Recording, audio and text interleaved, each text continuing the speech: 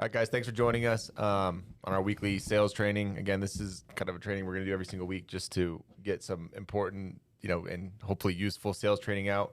I'm sitting here today with Easton Padden. Definitely not the first training we've done together, but I think we've had a lot of cool changes in the last year.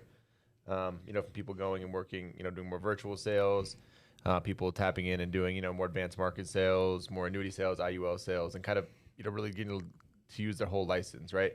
So what I'd love for you to touch on in the beginning, and we can kind of go back and forth on it, but what are some things you did to transition, from being all in field sales to doing, a hybrid, to doing more telesales? And then, I think the other thing for people who are managers watching this, I think that what I like about this is it's much more scalable, right? Because it doesn't matter so much about local leads, cost per lead. You can find leads that are right. You can run leads nationwide if you have licenses everywhere. People could live in remote areas. People could live wherever. So, but if you've been doing it for a while, or for new agents, kind of what's your perspective? What's your take on, how the in-home transition to virtual sales has been for you? Well, first of all, it was literally my Mount Everest of a challenge, because all I was thinking of is how I did not want to have to restart and reboot and do this entire learning curve from scratch again. So I didn't want to do it at all. And I figured I'm eventually going to have to learn how to do it so that we can actually teach, train, and develop people on, if that's what the direction they want to go, we can actually help them do it. Mm-hmm. Which, using everyone in the company that's already really good at it is important. But I think learning it is also, an important part of building your own group, especially when you're working with directs. So for me, I just figured I would go from hey, we're going to do a regular 30 appointments a week. I'm going to start trimming one specific day in the field out at a time until I'm comfortable either running a full split or then 75% virtual, and then I could transition to 100% if that's what I really wanted to do. So that's exactly what I did. As I just started picking up 1 day a week was going to be on the phone stuff where I would kind of experiment. I knew early that I was going to have to get more leads because, again, it's a brand new process to me. I get that structurally it's pretty similar to in-home, but it's still, you don't have that face-to-face feeling.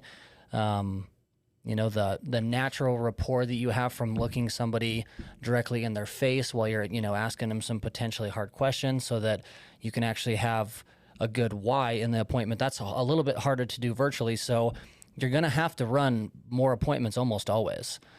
So I would do 3 days in the field, and then my Wednesday would be my first virtual day. And then if that went really well, I would just keep that next week. Maybe I could try to do Tuesday and Wednesday, which really it turns out to be Monday, Tuesday, and Wednesday, because if Monday you're normally booking appointments for Tuesday and Wednesday, and then you're only going to run 2 days virtual, really you get a whole extra day of potential production, because then you can do call to close Monday, Tuesday, and Wednesday, because you don't have that dial day to book your schedule. So if you're doing infield on that weekend, Friday, Saturday, 15, 18, 20 appointments, whatever you run, instead of having to dial Monday for Tuesday and Wednesday, you can literally call to close. So that's going to give you a bunch of extra reps, which means you need extra leads, because you're also going to be worse at it when you're brand new most of the time. And having an entire extra day of dialing call to close means you need a whole extra day of leads to work. So you are going to have to increase your lead flow while you're making this adjustment if you don't want to have a more noticeable change in production. So that's really all I did at first, is just take one little day and started trimming off until I felt comfortable running a full split hybrid. And then I did that for 4 months, where I was running a true hybrid schedule, where 2 days in field and 2 days on the phone, just because I really do like in-home stuff. I've been doing it long enough where it's simpler for me, and that's always my guaranteed paycheck. If I'm in the field, I know that I can go and do well. So I just kind of kept that up until last December was my first full month where I came completely out of the field and just said, hey, let's see what we can do. With the exception of December 31st, I did run in the field, just because I know there's not going to be a lot of other people doing the field stuff, so it gives me an advantage. But other than that, I did a full month, still helped 45 families in December, running a full virtual schedule, and that was my first true, I went all in to see what I could actually maintain in a month. But I did that slow so that I wouldn't have a big drop or ever have to worry about cash flow for the business by missing out on my guaranteed days. Does that make sense? Yeah, for sure. And I think one thing you always did really well was had very specific systematic numbers that you were going to hit for a field, where it was I'm running X amount of appointments. This is what I can expect. So as you're transitioning over, what is the equivalent for you, or what does like the equivalent work schedule look like? And I think the other thing with virtual too is, you can make more dials and stuff throughout the day. So you could probably work 5 days a week and right where you could if you were doing 2 dial days and 4 field days, right? Yeah. So what is your what does the schedule look like? What are your hours of dialing, and how many presentations are you looking to do a day to make sure you still close the same amount as you would in the field? So if you think about when you're booking 30, you want to sit on 20. And then, hey, I'm hoping to close half.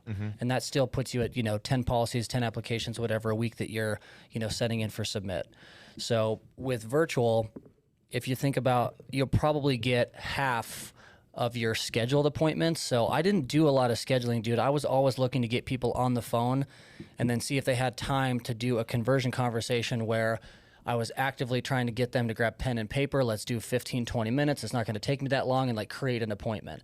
But if I can present, maybe it is 6, 7, 8 times per day, which would be more than I would normally present in a field day, because if I've got 8 appointments, if I sit on 5, maybe 3 or 4 are full presentations. You kind of never know what you're going to run into. Sometimes you'll sit 8, show 8. You never really know in the field.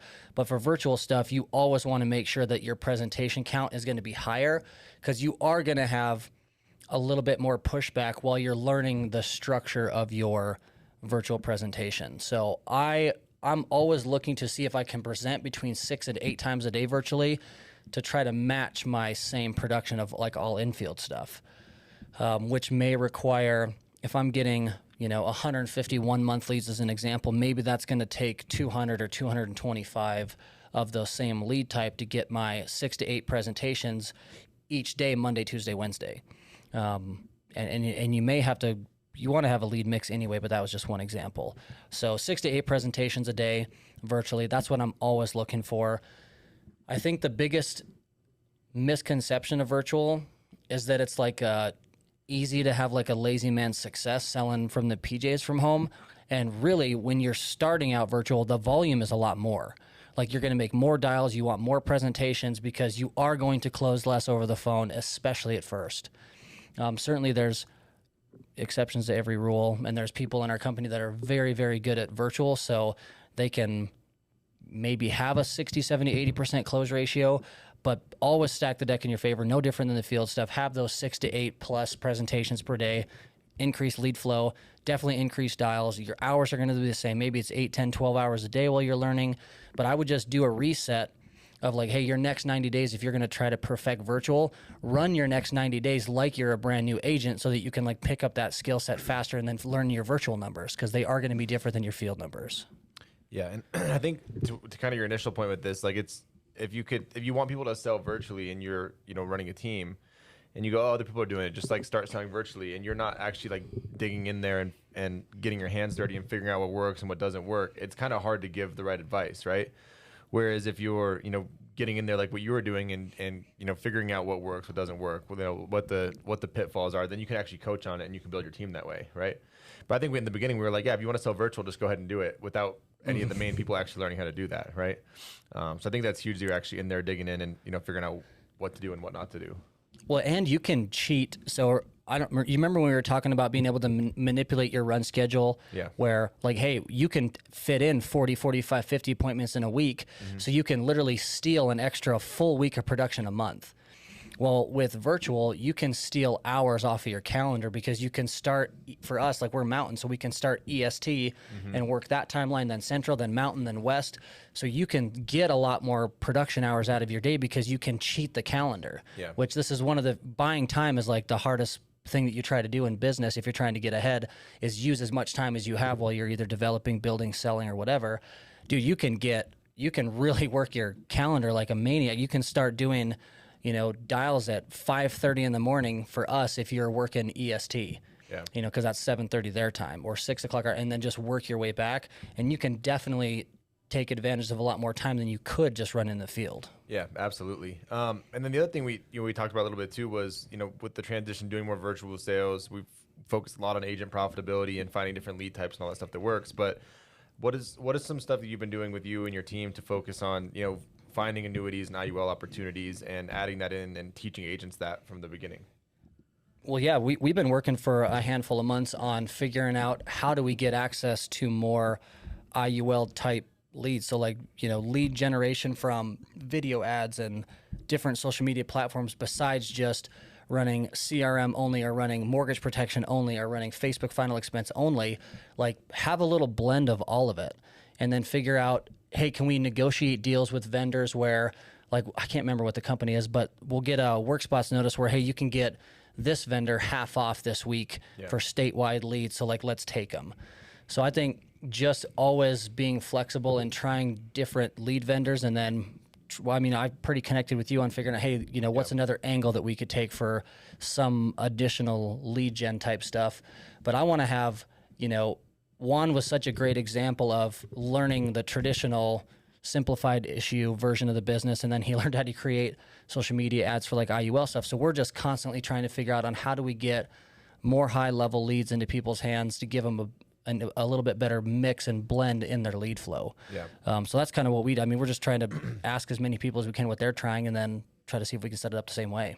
Yeah, and I think the thing with leads is always going to change, right? And if you're working leads that, and you're good at selling, you're working leads that you're like, I'm not having success with these. Well, like, the answer is not to complain about them. It's to try to figure out other lead types, right? And there's been a bunch of times where we've had to shift and go like, oh, we're going to try this lead type or that lead type. But we didn't just like sit there and go like, oh man, my life is terrible. We were like, no, let's figure out what the actual solution is to this issue, right? And so I think as someone, as an agent, if you're a top producer, like, try different lead types, try things out, because I still think, like what we do and it's really amazing, but it'll always shift, and you always have to stay on top of things as the market changes and as things, go up or down. So, anything else you feel like you want to share for tips for people that are starting to do, virtual sales, or any, general sales tips at all? Things you stumbled across. Like, is there anything you had to change with your presentation doing telesales? And the other thing I want to touch on too is there any point where, or any type of appointment where you get someone on a Zoom call instead of just a normal telesale? Yeah, for sure. I think the majority of my like IUL type appointments that I've ran, I always want to set those up virtually. And I think mortgage protections, again, whether they're new or age, it's kind of the same concept. Where if it's going to be a little bit more in-depth appointment, a little bit higher level, you're going to have to explain stuff a little bit deeper. There's more money involved. It's a little bit more technical. Like, I want to create as close to a face-to-face interaction as I can. Mm-hmm. So in a perfect world, all of my appointments I would book through Zoom. That's not how it works when you're running all virtual. It's hard to have every single one of your appointments say, I'm down for Zoom. I know how to use it. I'll definitely be there on this time. So let me go back a little bit. For setting up those Zoom appointments, having some kind of calendar system and reminder, like we're using Ringy. So when we book an appointment, it sends out like multiple reminders, like, hey, just in the morning, reminder that your appointment's at 4:15, and then another one like an hour before, and then 15 minutes before. So having auto reminders on, so people that show up for your Zooms and then they're prepared, tell them what they're going to need so that you've got all your stuff in a row and they have the information that we're looking for. Yeah. So that's a huge part of setting up like Zoom appointments, because you are going to get, at least my numbers for virtual are, I sit a lot less on my booked appointments, especially if I put them 1 to 2 days out, than I would my field appointments 1 to 2 days out, because right. You can't just show up. If people are busy, then they just won't get on. Whereas if I show up to their house, they're going to let me in. Right. So having those reminders where it's like, hey, you have an option to reschedule if we have to, but I want to know that in advance so I can put another one on there. The structure of my appointments, and I know that everyone's got their way that like works for them. I couldn't figure out how to get around, like, hey, if they trust me and I can build this rapport, then they'll just give me their, social and bank stuff at the very end, because we've already, we're this far, so why wouldn't they? Mm-hmm. I had a hard time getting that part of the appointment down, so I just made my structure shift where once we've established, like, introduced myself, I showed my state license, I've emailed it or texted them or sent them to a verified producer profile. Once I've got all that stuff down, and then I do my, why, you're still finding the why of the appointments. That part's no different. Structurally, you're like, hey, we're going to shop around, find a company. You get to create your own policy amount. All that stuff is the exact same. Only thing that I changed was I started telling everyone, okay, so just like when you go to a car dealership and you're trying to get a loan, when when you're trying to get insurance, they're going to ask you for literally all the same stuff besides your credit. They're going to want driver's license, date of birth, social security number, whatever bank you're going to use to pay for your insurance. I just want to make sure that you've got access to that information and you're comfortable giving it to me, because the insurance company is going to ask you for that. And I'm always putting it back on the insurance company is the one that wants that stuff. I don't care about it or not. They're going to ask you, just like you would apply for a car loan. You're getting insurance, they're going to need your personal info and then how you're going to pay. No different. And that was the easiest example that I could think of, that the most people had bought a car. Yeah. So I was like, hey, that'll probably be the most relatable thing that I can bring up. So I just started doing that as the end of my structure, where it's, if we get that far where we've got a company and you've got an amount that you're comfortable with and you think it's enough insurance for Susan and you're still good month to month, once we get that far, it's going to be just like getting a car. They're going to ask you for X. Right. Do you have it? Are you comfortable giving it to me? And then I want to address that there. So if we need to, like, I'll show them how to get on Department of Insurance website, enter in my stuff, look up my license. Like, I'll do that at the beginning so that I don't have to fight that battle at the end. And that was my big change. So once I figured out how to do that, it avoided a lot of those, I'm not comfortable, I don't want to give you that information, because they were like, oh yeah, it makes sense. I want to purchase something. They need to verify my ID, and you told me up front, so I'm comfortable. Yeah. So that was my big change. Yeah, because as long as you're being upfront with people, then they don't think it's weird when you ask it, right? Because if you didn't ask and you told them you're doing an application, and then you ask for their social, they're like, wait, what? So I think it's like everything else, right? And you, like you said, any application, that's what we always did, let them know upfront, we're going to need this, this, this, and this. And then you can address any issues beforehand, as opposed to once they already say no and then you start asking, then you're kind of fighting an uphill battle, right? Yep. Awesome, man. All right, well, you got anything else you want to go over? I know you took down a couple notes for things you've changed and you've done, but you know, any other tips? Otherwise, we'll wrap up here and let everyone get on with their day. Nope, that's it, dude. That's awesome, everything man. I got. Thank you, guys. Thanks for tuning in. Appreciate it. Easton, thank you as always. You got it. Thanks, guys.